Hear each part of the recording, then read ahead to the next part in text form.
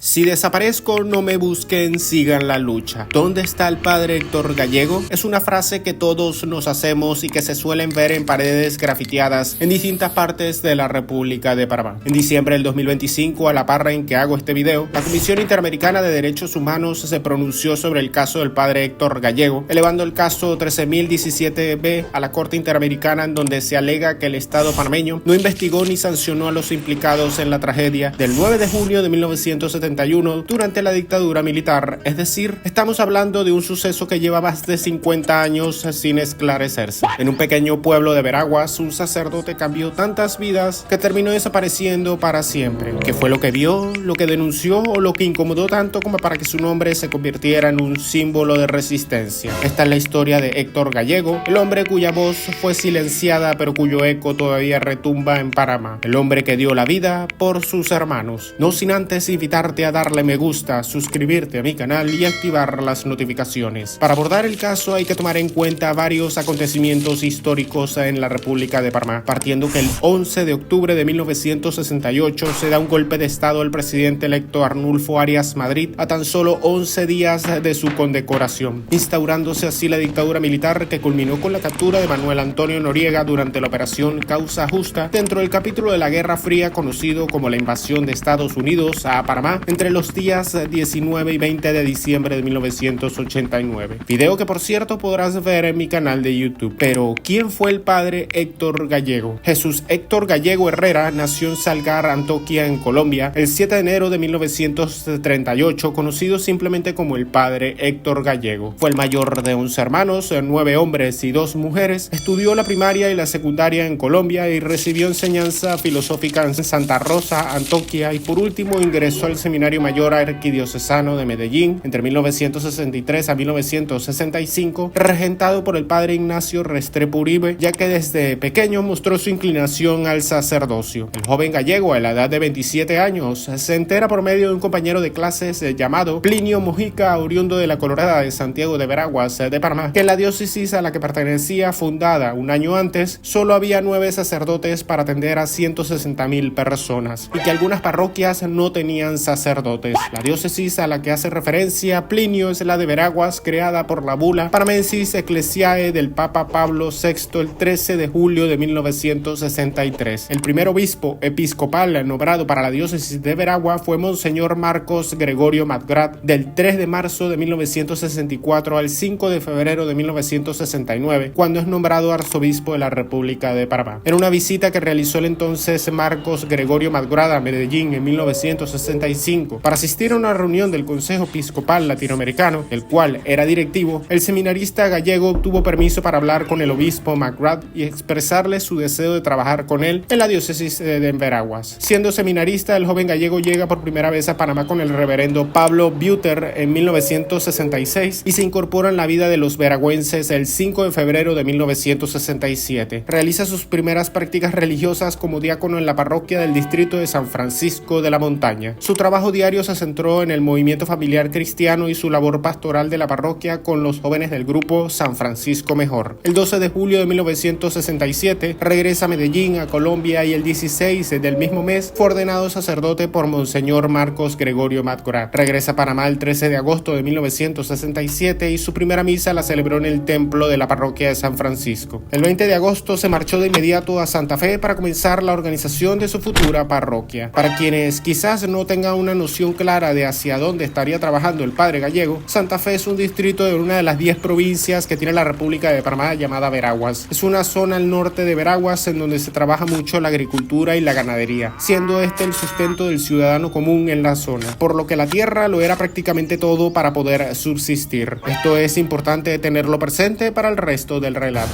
Luego de darse la tarea de conocer gran parte de Santa Fe, no siendo oriundo del lugar, en compañía con un grupo de seminaristas, se dio cuenta del desorden de la circunscripción eclesiástica y de la no uniformidad de su población, quien además se asentaba muy cerca de la comarca Nave-Buglé, próximo a la cordillera central. Es allí en donde el padre Gallego organiza el distrito en centros de comunidad circundantes, inicia las reuniones de estudio del evangelio para la formación de las comunidades con base en el pueblo de Santa Fe y en los diferentes centros comunales. Ejecutaría varios programas en donde integraría a los campesinos y les cambiaría las vidas para bien. En ese tiempo ya existían 30 comunidades comunidades de base que había organizado el padre Alejandro Vázquez Pinto, quien era el sacerdote encargado del área de Santa Fe, y de su guía cuando éste realizaba su práctica pastoral, por lo que trabajó de la mano del padre Alejandro Vázquez Pinto en Santa Fe y con las monjas franciscanas. Los rasgos demográficos eran definidos como un distrito abandonado con difícil acceso de transporte, un campesinado analfabeto, pobre, mala salud y disperso. Había pocas familias ricas unidas por lazos de parentesco que desarrollaban ampliamente su economía en esta zona. Los terratenientes sometían a los locales ante la falta de oportunidades económicas a una mala paga. En 1968 es nombrado párroco del distrito de Santa Fe por Monseñor McGrath, constituyéndose así la parroquia de Santa Fe, siendo el padre Héctor Gallego su primer párroco. Héctor Gallego, comprometido con la política social de la Iglesia tras el Concilio Vaticano II y la Segunda Conferencia General del Episcopado Latinoamericano en Medellín, organizó un programa de evangelización de la fe al que solo asistieron los campesinos. El trabajo de Gallego en los campos de Veraguas estaba enmarcado dentro de un plan elaborado por la Iglesia Católica llamado Plan Veraguas, inspirado en un catolicismo progresista y en la teología de la liberación que promulgaba por un crecimiento no solo espiritual sino económico y político. Para entender qué era esto de la teología de la liberación, se trataba de una corriente religiosa que se caracteriza por considerar que el Evangelio exige la opción preferencial por los pobres y por recurrir a las ciencias humanas y sociales para definir las formas en que debe realizarse dicha opción. El Papa Francisco, que en paz descanse, reformuló la noción teológica diciendo que era la opción preferencial con los pobres y no por los pobres, es ver al ser humano como un ser integral capaz de lograr la libertad económica, sociopolítica, pero sobre todo espiritual. El Plan Veraguas consistía en crear las condiciones para romper los círculos viciosos del atraso. Este plan fue elaborado por el reverendo Ricardo Seidel con apoyo del obispo de la provincia, Monseñor Marcos Gregorio McGrath, y Edwin Fábrega, subdirector de planificación de la presidencia. El estudio identificó un analfabetismo del 51.7% de la población de 10 y más años de edad, y la región ocupaba el 87.5% de viviendas con pisos de tierra, segundo lugar a nivel nacional, mientras que había criaderos de cerdos con piso de cemento. 80.4% de la población vivía sin agua potable ni servicio sanitario, 91.9% sin energía eléctrica, un 50% de la niñez sufría de malnutrición y había una alta tasa de mortalidad por enfermedades infecciosas y parasitarias y por tuberculosis en todas sus formas. Lo que no sabía la Iglesia es que sus planes chocarían con los ideales e intereses de quienes se creían dueños del área, estructuras de poder atemorizadas con cualquier desafío al orden social establecido. El general Omar Torrijos Herrera, uno de los cabecillas del atentado en octubre de 1968 contra Arnulfo Arias Madrid, venía precisamente de Santiago de Veraguas y existe hoy día una placa que indica dónde vivió por muchos años el general en la ciudad capital de la provincia de Veraguas. El nuevo párroco, el padre Gallego, se dedicó a aquellos que respondieron a su llamado. Con estas personas trabajó en los campos, durmió en sus chozas, compartió sus preocupaciones y al fin llegó a ser como uno de ellos. Les anunció la buena nueva y les hizo entender que tenían la dignidad de ser hijos de Dios, que la injusticia y la explotación no era la voluntad de Dios y que Cristo les pedía su colaboración para construir un mundo mejor por medios pacíficos. Gallego atendió 11 centros campesinos organizados, se edificó una casa comunal en Santa Fe, se crearon las cooperativas de servicios múltiples llamadas a Esperanza de los Campesinos, pero los terratenientes pasaron de ser un malestar a convertirse en una pesadilla para Gallego. Entre ellos, Álvaro Bernaza Herrera, quien enfrentó el Plan Veraguas, la reforma agraria y otros proyectos socioeconómicos del gobierno de turno y la Iglesia Católica en la región. La diócesis de Veraguas se pronunció con firmeza al respecto. Álvaro Bernaza ya había tenido algunos problemas con miembros de la Iglesia. Durante las elecciones del 1 de octubre de 1968, a los evangelizadores, en específico al padre Gallego, se les tildó de comunistas y terroristas tras haber desaparecido urnas de las votaciones.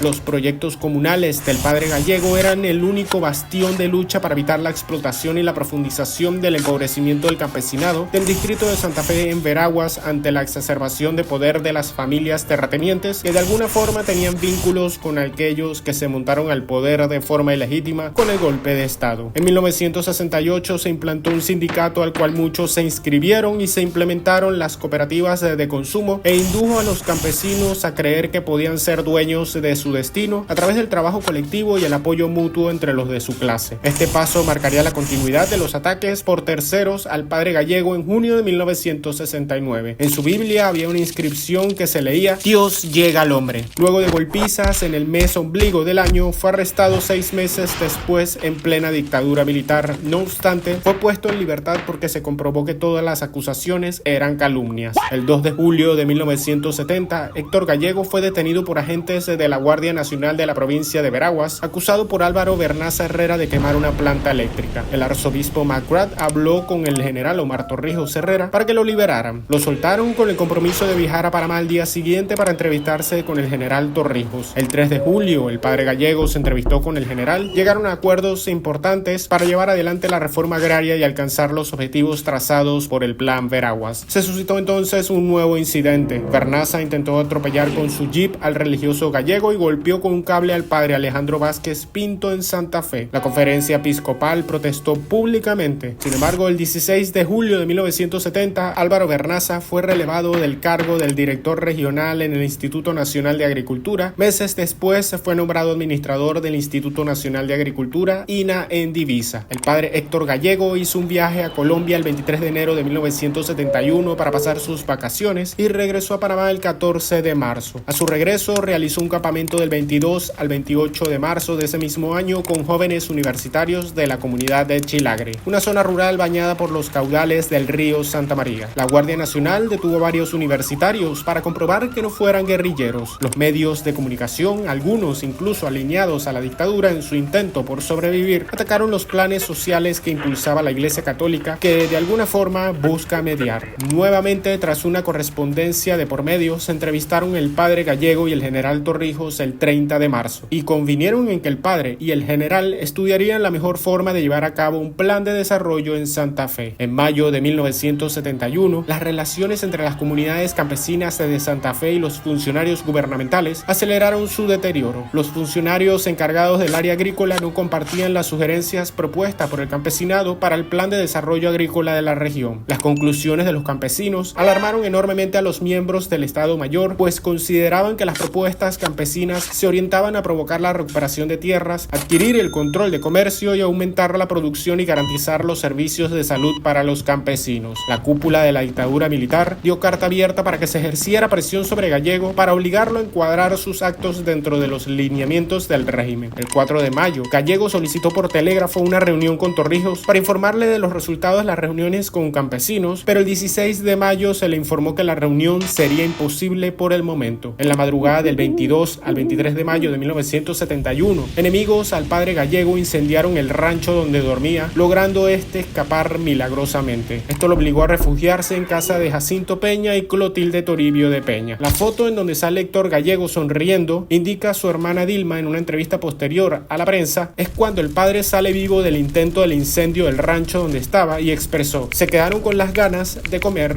chicharrón humano. El 31 de mayo, Gallego viajó a la ciudad de Panamá para asistir a un curso con Joseph Combling, un sacerdote católico belga y exponente de la teología de la liberación, esa misma que quería Gallego replicar en suelo panameño. Combling explicaba de forma explícita en un libro titulado La ideología de la seguridad nacional y publicado en 1977 lo que se vivía en muchas partes de América Latina durante las décadas de 1960 y 1970, bajo un sistema llamado la doctrina de la seguridad nacional, que explicado en sus palabras está reservada para las élites compuestas por una reducida cantidad de personas. Continúa el texto indicando que el secreto del éxito de las dictaduras es no revelar cuál es esa ideología detrás de todo, de allí a que en ocasiones parezca irracional todo o que ante todo se responda como una acción proveniente del fascismo o sus corrientes hermanas. Quizás esto explique por qué quienes fueron aprendidos después de la dictadura militar por los hechos cometidos respondieran que debían obedecer órdenes superiores, de lo contrario también serían víctimas del sistema. Un sistema en cuyo eje central gira alrededor de la seguridad nacional, pero no del pueblo, sino de las élites gobernantes. En 1971, según la fuente del Ministerio de Gobierno y Justicia, en posiciones de mando en la Guardia Nacional en el Estado Mayor, en las jefaturas G1, G2, G3, G4 y G5, estaban los tenientes coroneles Armando Abel Contreras, Manuel Antonio Noriega, Rubén Darío Paredes del Río, Manuel José Araúz Valencia y el mayor Simón Nemesio Ferrara Martínez, respectivamente. En las áreas militares estaban en el cuartel de los Pumas en Tocumen el capitán Ricardo Garibaldo Figueroa, trasladado allí el 5 de agosto de 1970, en la Fuerza Aérea ubicada en Tocumen el capitán Alberto Lorenzo Purcell Dusaire, con el cargo de comandante de la Fuerza Aérea Panameña. En la compañía compañía Machoemonte, el teniente Edilberto del Cid, y en la jefatura de la zona militar con sede en la provincia de Veraguas, el capitán Eros Ramiro Cal Muñoz. Retomando la historia, el 1 de junio de 1971, el padre Gallego hizo un nuevo intento para obtener una entrevista con el jefe del Estado Mayor, con el propósito de presentarle las principales peticiones de los dirigentes campesinos sobre el plan de desarrollo para el campo. Su gestión no logró materializarse. Al no lograr entrevistarse, escribió una carta al general Torrijos donde expresaba la preocupación de los dirigentes de las comunidades campesinas, quienes consideraban que las reuniones con el gobierno no tomaban en cuenta el deseo manifiesto de los campesinos de colaborar con un plan para la solución de los problemas que ellos habían estudiado y analizado. El padre Gallego le expresaba al general Torrijos, además, su temor de que tal actitud de ignorarlos podría influir contrariamente en el campesinado. Durante su estadía en la ciudad de Panamá el 4 de junio de 1971, Gallego concedió una entrevista al jesuita Julián Leucona en la emisora católica Radio Hogar, donde arremetió contra los grandes comerciantes y terratenientes de la región de Santa Fe y señaló que la orientación del movimiento social y político que se estaba gestando en Santa Fe tenía que irradiarse a todo el país. Sus declaraciones alarmaron enormemente a los dirigentes de la dictadura, quienes tiraron instrucciones para desmembrar la cooperativa. El padre Gallego retomó la vía de regreso a Veraguas el 6 de junio de 1971. Al día siguiente, en la mañana, los señores Eugenio Magallón y Melbourne Walker, miembros de la inteligencia militar, llegaron a la tienda de la cooperativa en Santa Fe, indagando sobre Gallego. Estos agentes bajaron a la comunidad del Carmen, donde estaban trabajando en la casa comunal, y hablaron con él. Gallego le escribió el 8 de junio de ese año al monseñor Martín Legarra Tellechea, quien sucedió a McGrath en la diócesis de Santiago de Veraguas desde 1969 a 1975, informándole sobre la investigación de la quema del rancho. Ese día llegaron dos agentes del DENI, Departamento Nacional de Investigaciones, en aquel entonces era la policía secreta encargada de las desapariciones de las personas opositoras a la dictadura, a quienes el padre Gallego les dio la información según dejó escrito. Finalizó su nota indicando que esa semana estaría en el Carmen, y la noche del 9 de junio de 1971, Héctor Gallego y Jacinto Peña, persona que le había dado alojamiento tras el incendio de su rancho un mes antes, se acostaron a eso de las 10 de la noche tras haber cenado. Una hora más tarde, tres sujetos llegaron en un vehículo Jeep Toyota Land Cruiser color verde con la capota blanca, tocaron la puerta de la casa del campesino. Quien abrió la puerta fue Héctor Gallego. Dos de los tres sujetos respondían a los nombres de Eugenio Magallón y Melbourne Walker, miembros en ese entonces de la Guardia Nacional, quienes le solicitaron a Gallego que los acompañara al cuartel militar, ya que por órdenes superiores se requería su presencia. Ante su negativa, fue sacado de la casa a la fuerza, golpeado y secuestrado. Héctor Gallego tenía 33 años al momento de la desaparición. Así como quien ve venir algún suceso en un futuro cercano, el padre Gallego ya le había advertido al campesinado y comunicado de seguir con los procesos comunales. Ustedes son responsables de llevar a cabo el programa de evangelización que encauzará la liberación de los hombres de este mundo y en especial en Santa Fe. Es por esto que les digo que si desaparezco no me busquen, sino que sigan la lucha, porque lo importante es la salvación de todos los hombres de la explotación y esclavitud ocasionada por los explotadores, y por esto hay que morir si es necesario. Este es el compromiso último de un cristiano. Los campesinos salieron en plena madrugada a buscar con machete al padre Gallego, mientras que se pronunciaba el obispo de la diócesis de Santiago de Veraguas. La situación se tornó más confusa con el pasar de los días, cuando el ingeniero Álvaro González Guzmán, director general del Ministerio de Agricultura y Ganadería, lo que hoy es el Ministerio de Desarrollo Agropecuario, y uno de los enemigos de los planes de Gallego, fue hallado sin vida el 13 de julio de 1971 en un baño ministerial de una oficina improvisada en el cuartel de Panamá Viejo de la Guardia Nacional. Presuntamente el vehículo usado en el secuestro del padre Gallego pertenecía a González, quien estaba en Santiago de Veraguas para cuando tomaron represalias sobre el sacerdote colombiano. Existen hipótesis de que fue envenenado por un insecticida llamado Folidol. Fue conducido por el doctor veterinario Daniel Rodríguez a la sala de urgencia del Hospital Santo Tomás. Lo recibió el doctor Silgado, pero ya era muy tarde. Vivía en calle Octava, casa número 55 de San Francisco de la Caleta, en la ciudad de Panamá, con su esposa y 4 hijos. La desaparición forzada no era considerada un delito en nuestra legislación penal ni en Panamá ni en Latinoamérica. Por ello, los gobiernos dictatoriales existentes en la región acudían a esta práctica para eludir la aplicación de la justicia a través de la supuesta prescripción de los delitos. El caso se cerró el 26 de junio de 1973. No fue hasta culminada la dictadura con la invasión de Estados Unidos a Panamá en 1989 y con la transición democrática que se retoma a abrir el caso. Fueron hallados culpables el 21 de noviembre de 1993 a Melbourne Constantino Walter Nevans, miembro activo del Cuerpo de Inteligencia del G2, y Eugenio Nelson Magallón Romero, quien se mantuvo prófugo hasta el 4 de mayo del 2025, donde fue aprendido. Él era miembro del S2 de la tercera zona militar en Veraguas, a cargo del capitán Eros Ramiro Cal y Nivaldo Madriñán, todos militares, mientras que el 29 de abril de 1994, Óscar Agrasal fue absuelto. Un informe estadounidense señala a un oficial Magallón como el responsable de haber golpeado al sacerdote y de haberlo metido en un automóvil. Fue asistido por otro militar de apellido Agrasal y otros 2 militares estaban dentro de un jeep. En el año 2003, una comisión de la verdad designada por la presidenta Mireya Moscoso Rodríguez revela más de 110 casos de desapariciones forzosas y asesinatos cometidos por los militares entre 1968 a 1989. La petición recibida por la Comisión Interamericana de Derechos Humanos en 2003 se refiere al caso del sacerdote colombiano quien desarrollaba labores pastorales y sociales con comunidades campesinas en Santa Fe, en Veraguas,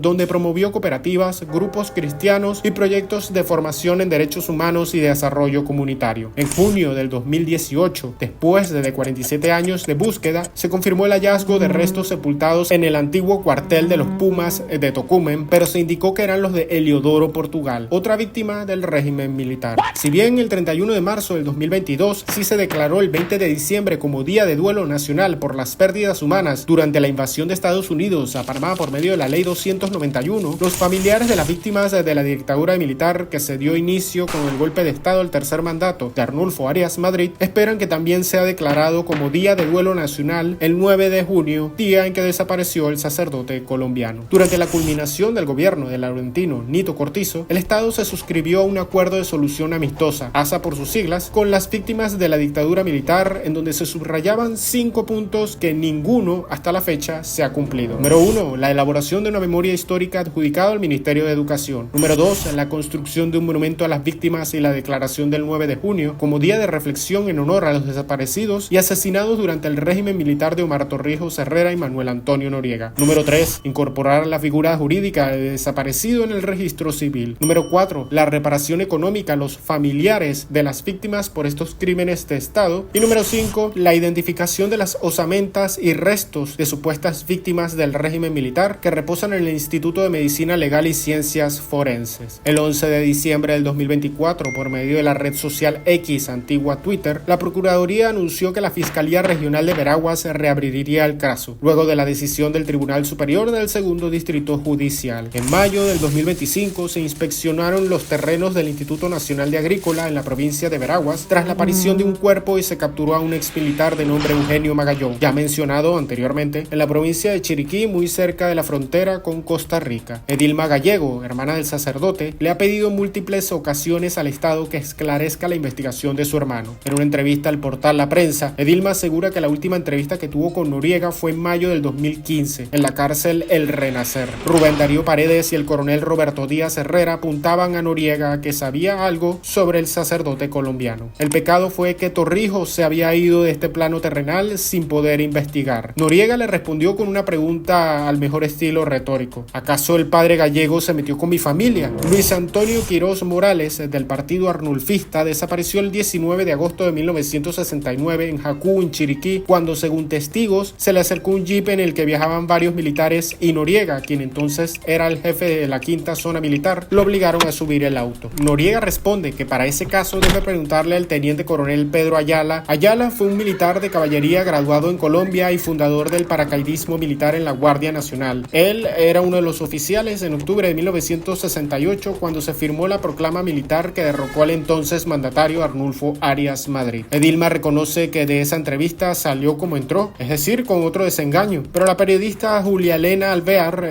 quien trabajaba en el caso, llamó a Edilma para que fuese una segunda entrevista con Noriega en El Renacer, porque esta vez sí le contaría toda la verdad. Edilma necesitaba saber con antelación para viajar de Chitré a la ciudad de Panamá. Recuerda que aquel día llovió mucho en dirección a la cárcel, incluyendo árboles caídos. La cita era a las 2 de la tarde, aunque no pudieron llegar a tiempo con una demora de 1 hora y media. Noriega en esta segunda entrevista le alega a Dilma que recibía peticiones de otros militares, entre ellos del general Omar Torrijos, para sacar o desaparecer a personas. Noriega le comentó a Dilma que al padre Héctor Gallego se le iba a mandar de regreso a Colombia por Tocumen y que el sacerdote no fue torturado en la ciudad de Panamá sino en Santa Fe de Veraguas. Los Machomonte llevaban la misión pero no conocían el terreno. Fue allí donde contaron con un guía y el mismo guía le tenía odio al padre. Le dañaron una costilla, perforando el pulmón izquierdo y con un palo le apalearon hasta romperle el cráneo. En un intento por tratarlo en la ciudad de Panamá, el médico dictaminó que no había nada que hacer. La decisión: desaparecer el cuerpo, aunque Noriega reconoció que su hermano había sobrevivido a los percances y que alguien le dio el tiro de gracia para culminar con la vida del padre. El coronel Nivaldo Madriñana Ponte le había indicado a Dilma que el padre había sido enterrado en Cañazas, en la provincia de Veraguas, y que los restos hallados en Tocumen no correspondían con el sacerdote, surgiendo una nueva vertiente de hipótesis de que los restos pudieron haber sido intercambiados con los de otra víctima. En el incendio contra Héctor Gallego, un señor de nombre Tony Bernaza socorrió al sacerdote. El candado estaba puesto para que el cura no saliera. De las primeras declaraciones a los medios de comunicación que se dio sobre el altercado, se indicó que el padre era guerrillero, a lo que llevó a Dilma a investigar sobre lo sucedido a su hermano estando ella en Colombia. Noriega, una vez terminadas las dos entrevistas, le pidió a Dilma no decir nada hasta que él se fuera, pero ella no sabía si se refería del plano terrenal o de la cárcel, ya que Noriega estaba solicitando que se le diese casa por cárcel. Monseñor Margrat mandó a traer investigadores mexicanos privados, pero estos fueron devueltos en el aeropuerto. Dilma aseguró que bajo estigmas sociales también perdió a otros 2 hermanos más. En su informe de fondo número 273-22, la Comisión Interamericana de Derechos Humanos determinó que existen pruebas suficientes para concluir que Gallego fue detenido y desaparecido por agentes estatales en un contexto de represión y desapariciones forzadas durante los gobiernos militares panameños. La comisión concluyó que el Estado es responsable por la violación de los derechos a la personalidad jurídica, vida, integridad y libertad personal, libertad de conciencia y religión, libertad de asociación y garantías y protección judiciales. Todo ello conforme a los artículos 3, 4.1, 5.1, 7.1, 12.1, 16.1, 8.1 y 25.1 de la Convención Americana en relación con su artículo 1.1 en perjuicio de Jesús Héctor Gallego Herrera y sus familiares. Asimismo, el Estado incumplió las obligaciones de los artículos A y B y 3 de la Convención Interamericana sobre Desaparición Forzada de Personas vigentes desde el 28 de febrero de 1996. ¿Qué implicaciones tiene que el caso haya sido elevado a la Corte Interamericana? En consecuencia, la Comisión solicitó a la Corte Interamericana que ordene las siguientes medidas de reparación. 1. Reparar integralmente las violaciones de derechos humanos, incluyendo medidas de satisfacción y compensación por daños materiales e inmateriales. 2. Investigar el paradero de Jesús Héctor Gallego Herrera mediante un plan de búsqueda con resultados medibles y participación familiar. En caso de hallarse restos, garantizar su identificación y entrega. 3. Brindar atención en salud física y mental a los familiares de la víctima de manera concertada y voluntaria. 4. Continuar las investigaciones con debida diligencia e imparcialidad para identificar y sancionar a los responsables materiales e intelectuales. 5. Adoptar medidas de no repetición, incluyendo a políticas públicas y protocolos forenses para la gestión de archivos y material genético de víctimas de la dictadura. B. Capacitación de autoridades en estándares interamericanos y en los principios rectores para la búsqueda de personas desaparecidas. Existe un intento por beatificar al padre Héctor Gallego, pero se necesitan identificar los restos del sacerdote antes de continuar con el proceso. Su ausencia no solo dejó preguntas sin respuesta, sino también un llamado urgente a no olvidar, una prueba de fe a todo un pueblo que no apagó su esperanza, sino la hizo más firme. Porque mientras su verdad permanezca en las sombras, la historia nos recuerda que el silencio también puede ser un arma y que la fe nunca se rinde, que incluso en la oscuridad más profunda seguimos llamados a buscar la justicia. Hoy, más de 5 décadas después, su legado desafía el tiempo y nos invita a repetir una sola frase: buscar la verdad es un acto de justicia y nunca es demasiado tarde para exigirla. Recuerda que si te gustó este video no dudes darle me gusta, suscribirte a mi canal y activar las notificaciones. Y extiendo la invitación a los demás a sumarse a las membresías con material exclusivo.